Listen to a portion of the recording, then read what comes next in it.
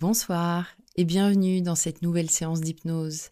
J'ai envie de démarrer la séance en rappelant très rapidement comment l'hypnose va te permettre ici de t'endormir. C'est très simple. Au début de la séance, je t'explique comment ça fonctionne, ce que je suis un peu en train de faire ici.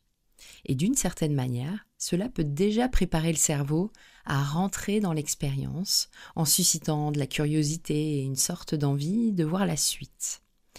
Ton cerveau se prépare donc à ce qu'il va vivre et cela crée du désir. Il devient donc très attentif aux mots que j'utilise, au silence entre chacun de mes mots, aux suggestions, directes ou indirectes, que je te propose. Ce qui le rend de plus en plus réceptif à ce que tu entends, n'est-ce pas?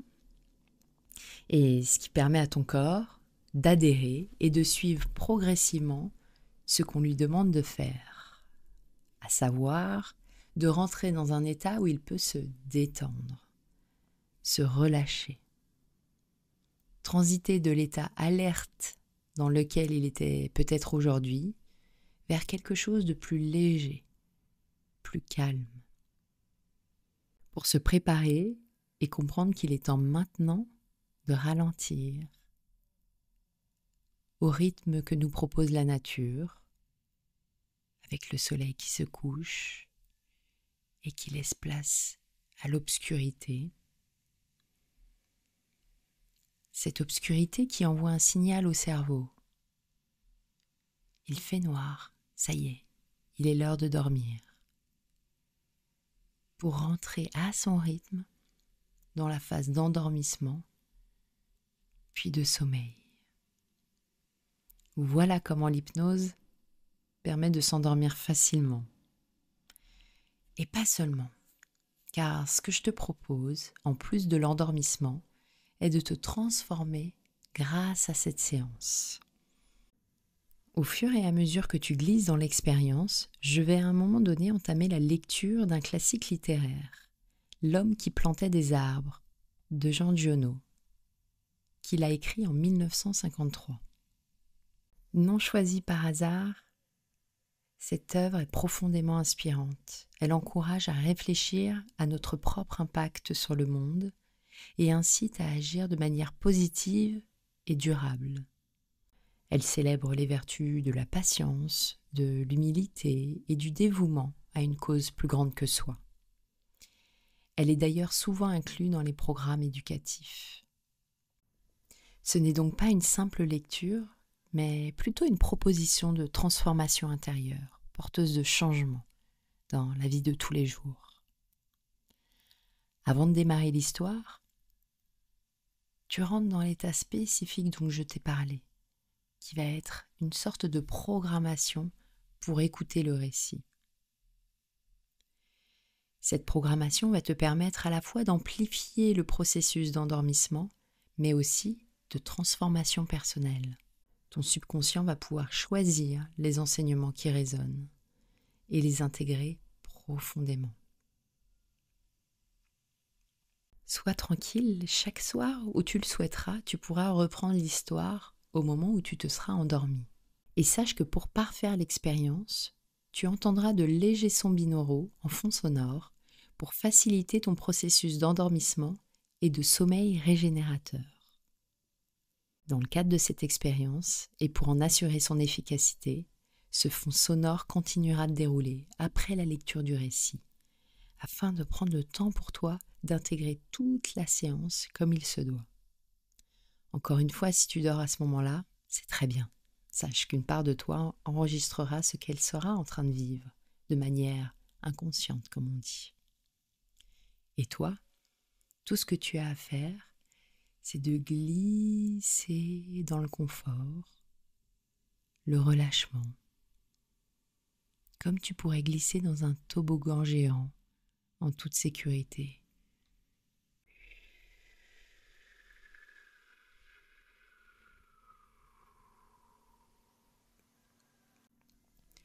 Où tout est parfait et sans aucun risque. Juste glisser sans aucune prise, sans se poser de questions.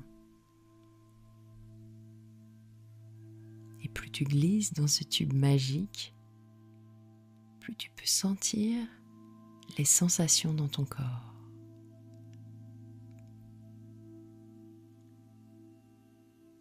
Pour certaines personnes, c'est une sensation de relâchement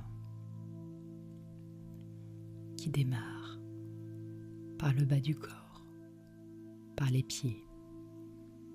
Et pour d'autres, ça va plutôt être au niveau du haut du corps que ça se passe. Par la tête, la nuque. Des micro-crispements qui, pouf, relâchent. Qui cèdent à la détente. Et plus ton esprit, ton cerveau écoute le son de ma voix, plus il l'associe à de la détente. Et tu verras comme il est surprenant que pour les prochaines séances, de manière automatique, tu m'associeras à de la détente, car une partie de toi l'aura enregistré ainsi. Et peut-être que des bâillements suivront. Observe comment ton corps réagit.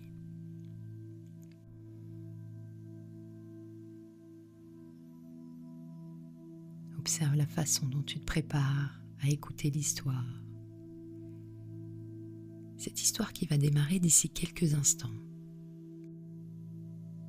et qui va continuer de se diffuser en toi. Maintenant, mais aussi pour les jours qui viennent, sans que tu n'aies rien à faire, juste à laisser faire. C'est toute la magie que tu vas pouvoir libérer avec cette séance. C'est parti. Pour que le caractère d'un être humain dévoile des qualités vraiment exceptionnelles, il faut avoir la bonne fortune de pouvoir observer son action pendant de longues années. Si cette action est dépouillée de tout égoïsme, si l'idée qui la dirige est d'une générosité sans exemple, s'il est absolument certain qu'elle n'a cherché de récompense nulle part et qu'au surplus qu'elle ait laissé sur le monde des marques visibles, on est alors, sans risque d'erreur, devant un caractère inoubliable. Il y a environ une quarantaine d'années, je faisais une longue course à pied sur des hauteurs absolument inconnues des touristes, dans cette très vieille région des Alpes qui pénètre en Provence. Cette région est délimitée au sud-est et au sud par le cours moyen de la Durance, entre Sisteron et Mirabeau, au nord par le cours supérieur de la Drôme, depuis sa source jusqu'à Die, à l'ouest par les plaines du Comtat venessin et les contreforts du mont Ventoux. Elle comprend toute la partie nord du département des Basses-Alpes, le sud de la Drôme et une petite enclave du Vaucluse. C'était au moment où j'entrepris ma longue promenade dans ces déserts, des landes nues et monotones, vers 1200 à 1300 mètres d'altitude. Il n'y poussait que des lavandes sauvages. Je traversais ce pays dans sa plus grande largeur et, après 3 jours de marche, je me trouvais dans une désolation sans exemple. Je campais à côté d'un squelette de village abandonné. Je n'avais plus d'eau depuis la veille et il me fallait en trouver. Ces maisons agglomérées, quoique en ruine, comme un vieux nid de guêpes, me firent penser qu'il y avait dû y avoir là, dans le temps, une fontaine ou un puits. Il y avait bien une fontaine, mais sèche. Les 5 à 6 maisons sans toiture, rongées de vent et de pluie, la petite chapelle au clocher écroulé, étaient rangées comme le sont les maisons et les chapelles dans les villages vivants, mais toute vie avait disparu. C'était un beau jour de juin, avec grand soleil, mais sur ces terres sans abri et hautes dans le ciel, le vent soufflait avec une brutalité insupportable. Ces grondements dans les carcasses des maisons étaient ceux d'un fauve dérangé dans son repas. Il me fallut lever le camp. À 5 heures de marche de là, je n'avais toujours pas trouvé d'eau et rien ne pouvait me donner l'espoir d'en trouver. C'était partout la même sécheresse, les mêmes herbes ligneuses. Il me sembla apercevoir dans le lointain une petite silhouette noire, debout. Je la pris pour le tronc d'un arbre solitaire. À tout hasard, je me dirigeai vers elle. C'était un berger. Une trentaine de moutons couchés sur la terre brûlante se reposaient près de lui. Il me fit boire à sa gourde et un peu plus tard, il me conduisit à sa bergerie, dans une ondulation du plateau. Il tirait son eau, excellente, d'un trou naturel très profond, au-dessus duquel il avait installé un treuil rudimentaire. Cet homme parlait peu. C'est le fait des solitaires, mais on le sentait sûr de lui et confiant dans cette assurance. C'était insolite dans ce pays dépouillé de tout. Il n'habitait pas une cabane, mais une vraie maison en pierre où l'on voyait très bien comment son travail personnel avait rapiécé la ruine qu'il avait trouvée là à son arrivée. Son toit était solide et étanche. Le vent qu'il frappait faisait sur les tuiles le bruit de la mer sur les plages. Son ménage était en ordre, sa vaisselle lavée, son parquet balayé, son fusil graissé, sa soupe bouillait sur le feu. Je remarquai alors qu'il était aussi rasé de frais, que tous ses boutons étaient solidement cousus, que ses vêtements étaient reprisés avec le soin minutieux qui rend les reprises invisibles. Il me fit partager sa soupe et, comme après je lui offrais ma blague à tabac, il me dit qu'il ne fumait pas. Son chien, silencieux comme lui, était bienveillant sans bassesse. Il avait été entendu tout de suite que je passerais la nuit là. Le village le plus proche était encore à plus d'une journée et demie de marche. Et au surplus, je connaissais parfaitement le caractère des rares villages de cette région. Il y en a 4 ou 5 dispersés loin les uns des autres sur les flancs de ces hauteurs, dans les taillis de chênes blancs, à la toute extrémité des routes carrossables. Ils sont habités par des bûcherons qui font du charbon de bois. Ce sont des endroits où l'on vit mal, des familles serrées les unes contre les autres dans ce climat qui est d'une rudesse excessive, aussi bien l'été que l'hiver, exaspère leur égoïsme en vase clos. L'ambition irraisonnée s'y démesure dans le désir continu de s'échapper de cet endroit. Les hommes vont porter leur charbon à la ville avec leurs camions, puis retournent. Les plus solides qualités craquent sous cette perpétuelle douche écossaise. Les femmes mijotent des rancœurs.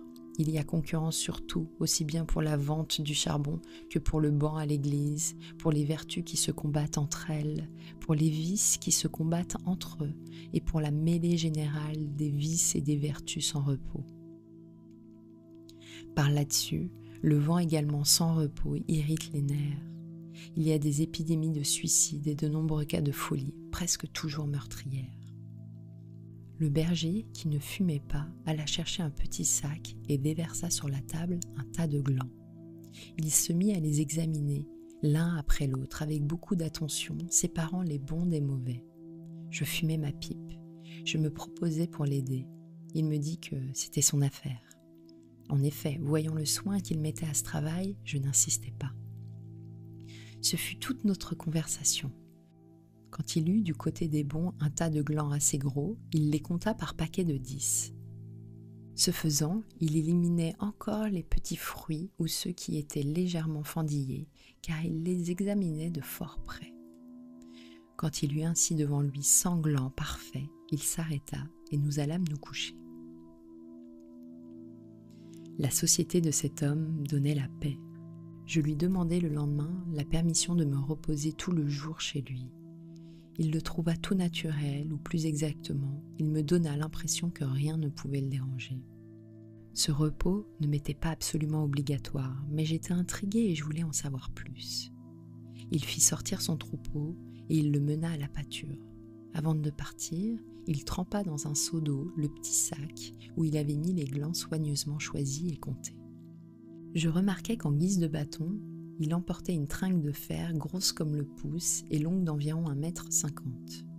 Je fis celui qui se promène en se reposant et je suivis une route parallèle à la sienne. La pâture de ces bêtes était dans un fond de combe. Il laissa le petit troupeau à la garde du chien et il monta vers l'endroit où je me tenais. J'eus peur qu'il vînt pour me reprocher mon indiscrétion, mais pas du tout. C'était sa route et il m'invita à l'accompagner, si je n'avais rien de mieux à faire. Il allait à 200 mètres de là, sur la hauteur. Arrivé à l'endroit où il désirait aller, il se mit à planter sa tringle de fer dans la terre.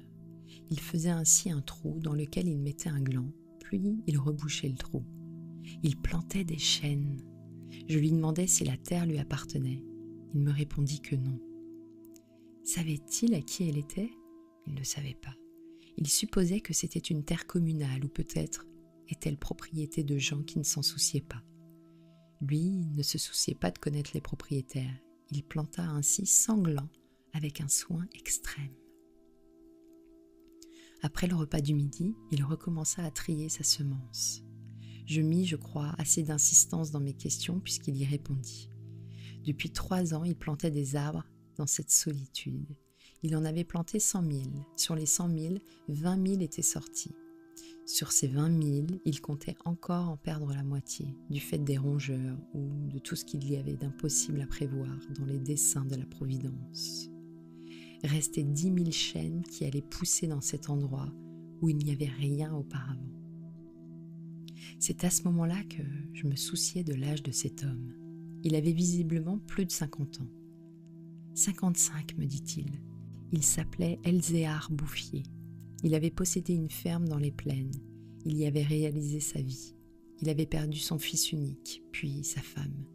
Il s'était retiré dans la solitude où il prenait plaisir à vivre lentement avec ses brebis et son chien. Il avait jugé que ce pays mourrait par manque d'arbres.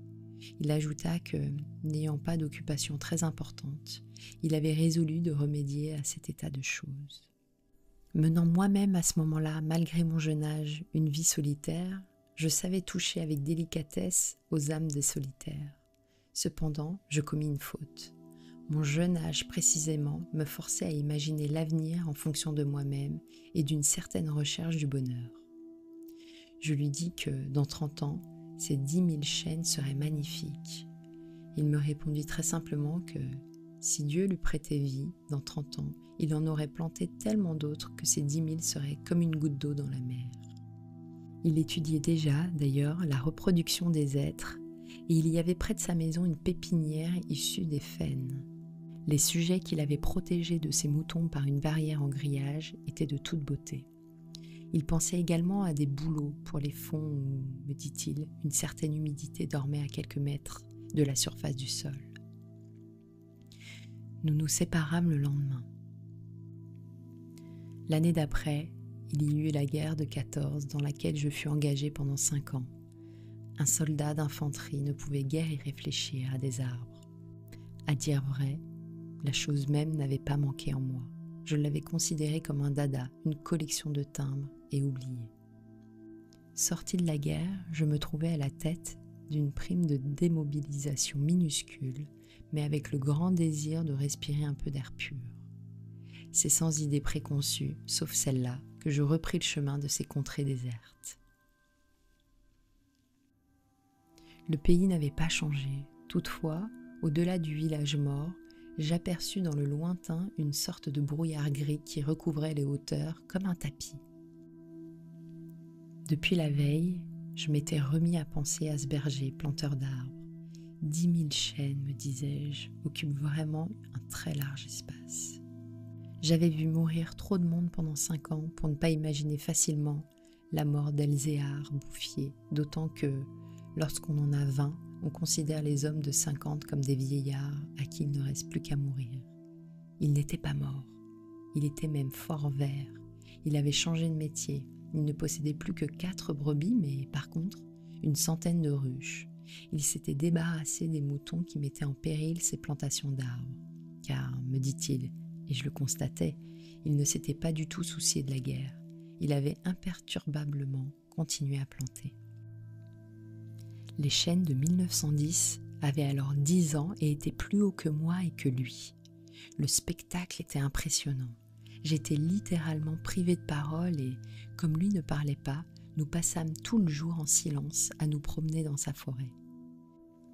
Elle avait en 3 tronçons 11 km de long et 3 km dans sa plus grande largeur. Quand on se souvenait que tout était sorti des mains et de l'âme de cet homme, sans moyens techniques, on comprenait que les hommes pourraient être aussi efficaces que Dieu dans d'autres domaines que la destruction. Il avait suivi son idée et les êtres qui m'arrivaient aux épaules, répandus à perte de vue, en témoignaient. Les chênes étaient drus et avaient dépassé l'âge où ils étaient à la merci des rongeurs. Quant au dessein de la Providence elle-même, pour détruire l'œuvre créée, il lui faudrait avoir désormais recours au cyclone. Il me montra d'admirables bosquets de bouleaux qui dataient de 5 ans, c'est-à-dire de 1915, de l'époque où je combattais à Verdun. Il leur avait fait occuper tous les fonds où ils soupçonnaient avec juste raison qu'il y avait de l'humidité presque à fleur de terre. Ils étaient tendres comme des adolescents et très décidés. La création avait l'air, d'ailleurs, de s'opérer en chaîne. Il ne s'en souciait pas, il poursuivait obstinément sa tâche très simple. Mais en redescendant par le village, je vis couler de l'eau dans des ruisseaux qui, de mémoire d'homme, avaient toujours été à sec. C'était la plus formidable opération de réaction qu'il m'ait été donné de voir. Ces ruisseaux secs avaient jadis porté de l'eau dans des temps très anciens. Certains de ces villages tristes dont j'ai parlé au début de mon récit s'étaient construits sur les emplacements d'anciens villages gallo-romains dont il restait encore des traces, dans lesquels les archéologues avaient fouillé et ils avaient trouvé des hameçons à des endroits où, au XXe siècle, on était obligé d'avoir recours à des citernes pour avoir un peu d'eau. Le vent aussi dispersait certaines graines. En même temps que l'eau réapparut, réapparaissaient les saules, les osiers, les prés, les jardins, les fleurs et une certaine raison de vivre. Mais la transformation s'opérait si lentement qu'elle entrait dans l'habitude sans provoquer d'étonnement. Les chasseurs qui montaient dans les solitudes à la poursuite des lièvres ou des sangliers avaient bien constaté le foisonnement des petits arbres, mais ils l'avaient mis sur le compte des malices naturelles de la terre. C'est pourquoi personne ne touchait à l'œuvre de cet homme. Si on l'avait soupçonné, on l'aurait contrarié. Il était insoupçonnable. Qui aurait pu imaginer dans les villages et dans les administrations une telle obstination dans la générosité la plus magnifique? À partir de 1920, je ne suis jamais restée plus d'1 an sans rendre visite à Elzéar Bouffier. Je ne l'ai jamais vu fléchir ni douter. Et pourtant, Dieu sait si Dieu même y pousse. Je n'ai pas fait le compte de ses déboires. On imagine bien cependant que, pour une réussite semblable, il a fallu vaincre l'adversité, que, pour assurer la victoire d'une telle passion, il a fallu lutter avec le désespoir. Il avait pendant 1 an planté plus de 10 000 érables. Ils moururent tous. L'an d'après, il abandonna les érables pour reprendre les hêtres qui réussirent encore mieux que les chênes. Pour avoir une idée à peu près exacte de ce caractère exceptionnel, il ne faut pas oublier qu'il s'exerçait dans une solitude totale. Si totale que, vers la fin de sa vie, il avait perdu l'habitude de parler. Ou peut-être n'en voyait-il pas la nécessité. En 1933, il reçut la visite d'un garde forestier éberlué. Ce fonctionnaire lui intima l'ordre de ne pas faire de feu dehors, de peur de mettre en danger la croissance de cette forêt naturelle.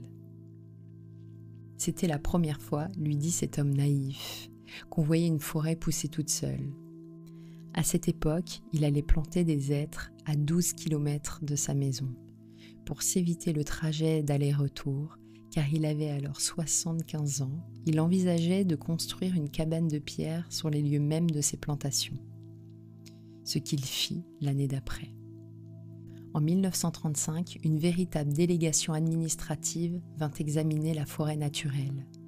Il y avait un grand personnage, des eaux et forêts, un député, des techniciens. On prononça beaucoup de paroles inutiles.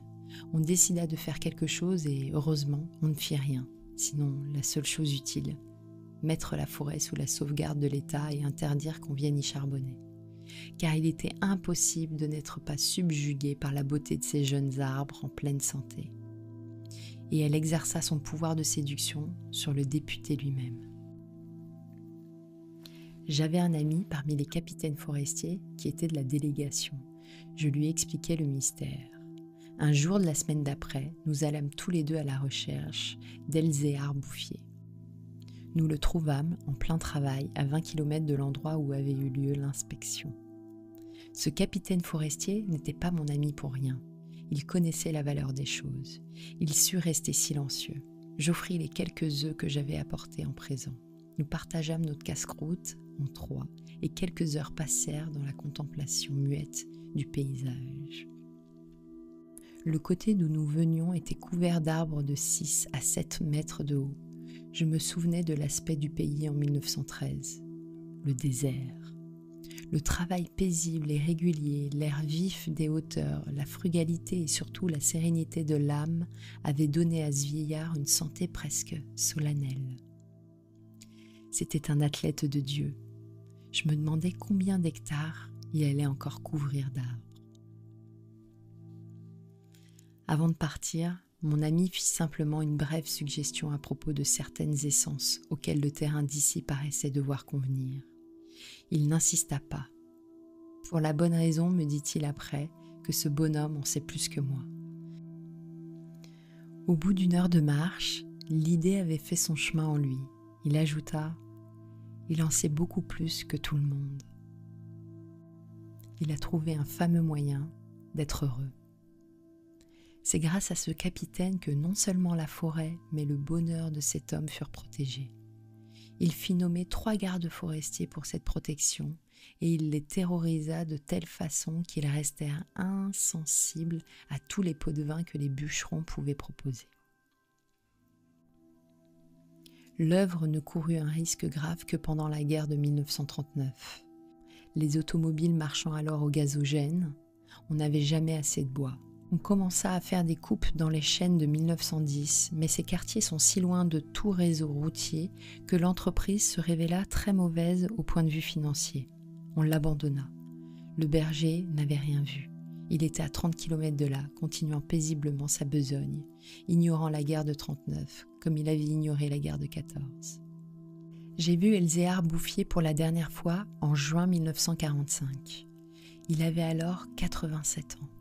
J'avais donc repris la route du désert, mais maintenant, malgré le délabrement dans lequel la guerre avait laissé le pays, il y avait un car qui faisait le service entre la vallée de la Durance et la montagne. Je mis sur le compte de ce moyen de transport relativement rapide le fait que je ne reconnaissais plus les lieux de mes dernières promenades. Il me semblait aussi que l'itinéraire me faisait passer par des endroits nouveaux. J'eus besoin d'un nom de village pour conclure que j'étais bien cependant dans cette région jadis en ruine et désolée. Le car me débarqua à Vergon. En 1913, ce hameau de 10 à 12 maisons avait 3 habitants.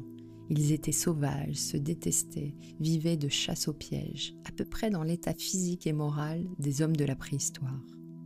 Les orties dévoraient autour d'eux les maisons abandonnées. Leurs conditions étaient sans espoir.